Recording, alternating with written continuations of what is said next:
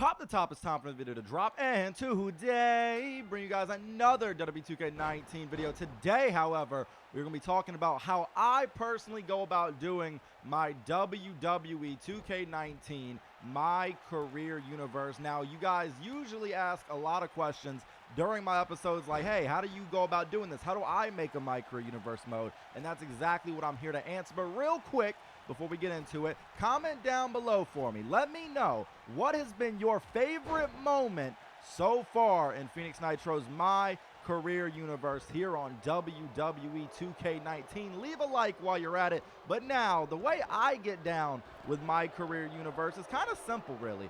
I don't use universe mode. That's a big secret, I guess.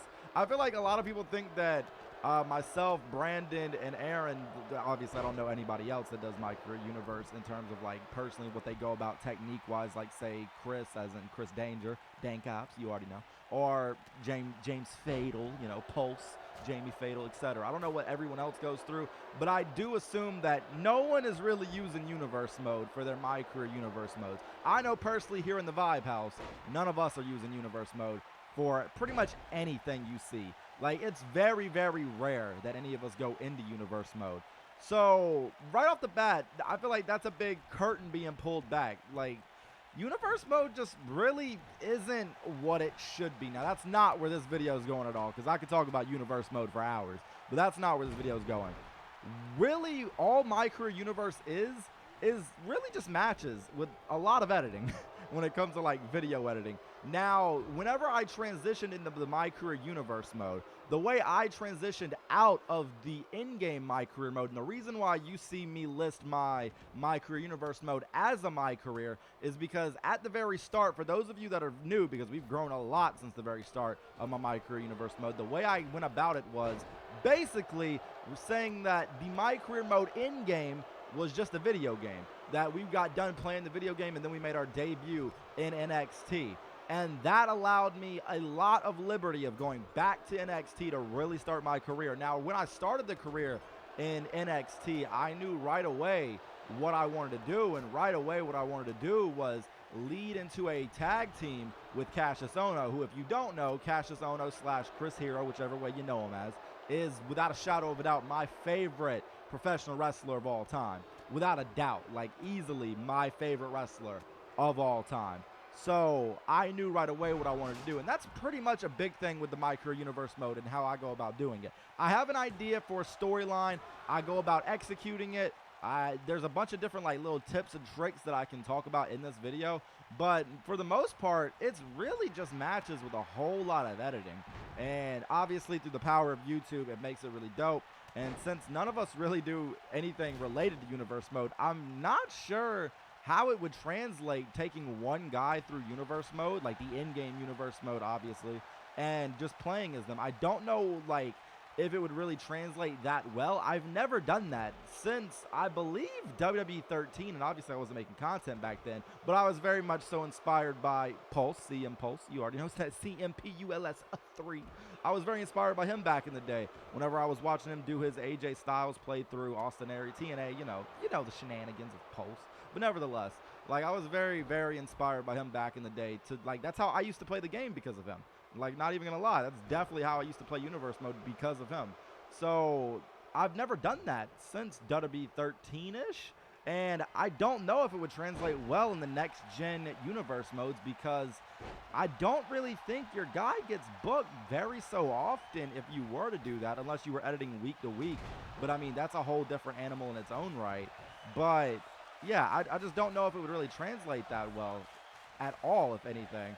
So the way we go about doing it is basically just matches with editing and a whole lot of creative thinking. Now, specifically, I always get asked a lot of questions. And if you guys watched Dank Ops, Chris Danger's Road to All Out series that I produced, you would have noticed that I was doing a lot of the promo style that I do for Nitro, where it's basically just backstage stuff. I don't usually do in-ring stuff, and the reason why is because the creative video cutscenes I am not a fan of. at all. I do not like the way we have to do those.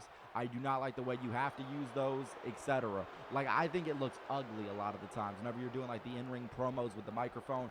That's why I never, and if you go back and notice, I have never done a in-ring promo with Phoenix Nitro except for the very first episode of my career universe mode. I have never done an in-ring promo since, and the reason being is I don't like the fact that I have to hold the microphone, and I don't like the fact that I have to get those clips because it takes forever and they never look good. I would rather sit through that shoulder roll animation that everyone always talks about, much rather than getting that damn microphone animations, like the same 3. It's kind of annoying, I'm not gonna lie. That's the reason why I personally just don't do it. I know that's a big thing a lot of people usually ask is like, how do you do your promos? And another thing, I don't script my promos at all. That's a big thing that I see a lot of people always ask me about in my comment section. Do you script your promos? How are you doing your promos? No, I don't. I don't script my promos at all, actually. And the reason why is because for years upon years, myself and Aaron would always be in Xbox Live parties, and we'd always just randomly pop off with promos. Like, it'd be a fun game for us. So that's really how I got pretty good, I'd like to say, at promos. I very much say that I'm really good at promos, and I'm very, I feel like if there's anything that I'm arrogant about when it comes to my Career Universe series is very much so my promos. In the same way that Aaron loves all of his matches that he does, I'm pretty much the same way about the promos that I've cut. Like, I think Nitro has some of the best promos around the community when it comes to the My Career Universe mode stuff. And, I mean, obviously, I'm pretty biased in saying that, but nevertheless, that's how I feel, because I've just been doing it for so long, it's second nature. And to anybody wondering, like, how I got, that was a dope spot. To anyone wondering how to get better at promos or anything like that, the best thing that I can suggest is just go and watch a lot of promos. I know that's very, simple and very, like, probably not helpful at all. But if you go and watch a lot of promos of somebody that, like, you want to copy their style in a sense, not particularly copying their style, like the wording of their saying or anything like that, but just watch how they get into it. Like, who do you like watching promo-wise? For me, a big inspiration was Jon Moxley, and not the AEW Jon Moxley or anything like that. Back in the day, whenever Jon Moxley was on the indie scene, I used to watch a lot of his promos because I always felt like the emotion that he gave was always really good. Jimmy Jacobs is another one that comes to mind for that. Someone that you guys might know or might not because very old-timer. Nick Bockwinkel is a big inspiration for me when it comes to cutting promos. I just love the way that he used to speak, the way he flowed. Obviously, guys like Chris Jericho, Stone Cold Steve Austin, The Rock, the list can go on and on and on. Just go and watch a lot of promos, man, and just watch how they flow words. Watch how the dialect that they use, the pacing that they use, going from one statement to another, etc. And personally for me, I don't care if somebody scripts a promo. Like, that doesn't matter to me. Like, for instance, Brandon scripts his promos sometimes, and that's not a bad thing. If that's how you have to do your promos, that's completely fine. Whichever way works best for you. The reason why I don't personally script my promos is because I'd rather I basically have an idea of what I want to say, like, when it comes to bullet points, I guess you would say.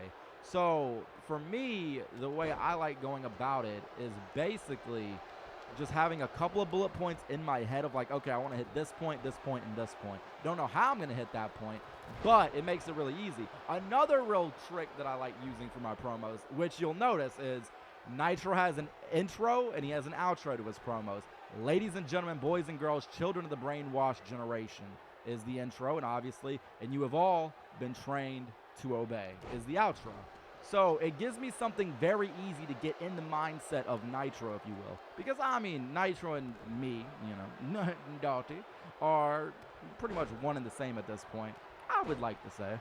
So it's very easy for me to get into the Nitro character. That was really cool if Brandon would have thrown the dropkick a little bit earlier. That would have been really dope. But it's really easy for me to get in the Nitro character, like the Nitro headspace, while also, that was really dope.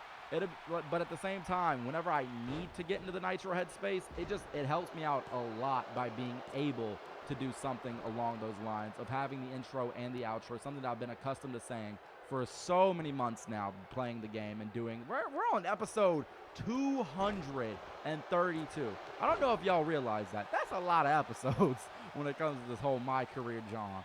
And I'm really proud of a lot of the content that I've put out this year when it comes to the My Career Universe mode. And honestly, a lot of it has stemmed, like some of my best moments and some of my favorite moments, stemmed from the rivalry that me and Aaron have. Because if you look at the story between Aaron Matthews and Phoenix Nitro, and I really, really, really one day want to do a video with Aaron where we just sit down and break down pretty much the entire WWE2K19 rivalry that we had. Because obviously when we go to WWE2K20, it's going to be a whole different universe. So at some point before 2K20 comes out, I really want to do a video with Aaron where we break everything down and just discuss like how we did stuff, like a behind the scenes, if you will, because I think that would be absolutely dope. Leave a like, leave a comment down below. Let me know if you guys would like to see that, because then we can tell Aaron and then we can get it done, if you will.